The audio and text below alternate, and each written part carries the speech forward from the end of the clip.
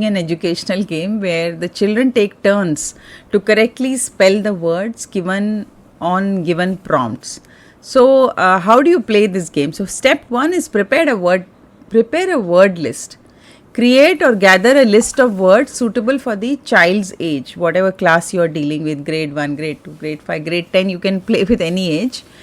And then focus on the specific themes. Like suppose you're in middle school, you can pick up themes like history, the words which are used in history, the words which are used in mathematics, the words which are used for geography, or the words which are used like fruits. If you're lower classes, then you can categorize as animals or fruits or verbs or adjectives or conjunctions. I mean, there's so many families you can create. Words which are used in the home environment, words which are used in the villages, words which are used for city or mall. There's no end to this.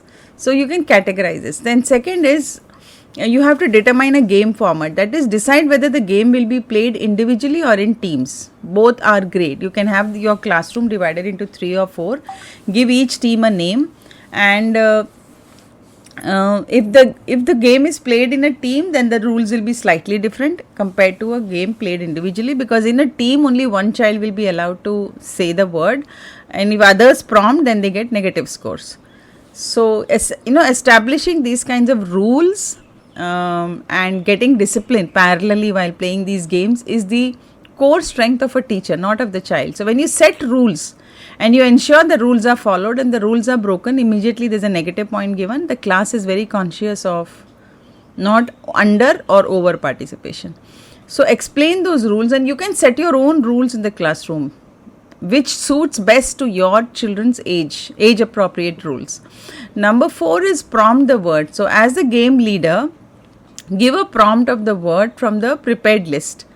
Say the word, spell the word elephant, or spell the fruit which starts with A, or spell the name of the country which starts with C, or spell the name of the country which is in Asia which starts with S. So these are kind of prompts you can create and make the child think, say the word, and then spell the word. And step 5 is the player or the child must spell the word correctly out loud, and it is essentially to pronounce the words clearly to avoid confusion.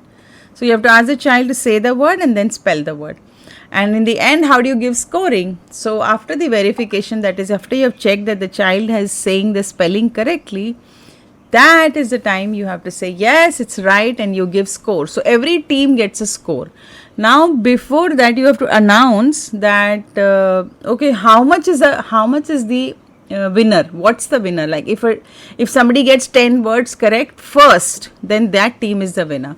Or you can have, depending on how much time you have, is it a 30-minute game, a 10-minute game, a 5-minute game, whatever, you can give that limit number of words to be pronounced correctly. And this is a very, very enthusiastic game. It's not about that one child saying the word. Remember, when you're said, tell the spelling of aeroplane, all the 40 children sitting in the classroom are telling the spelling of aeroplane in their mind. So you're not actually testing one child, you are helping every brain to revise that word again. And that's what makes their vocabulary and spellings more accurate. So now you can take turns, you can continue playing the games by different teams asking for prompts. Each time a different team can come forward and give the prompt.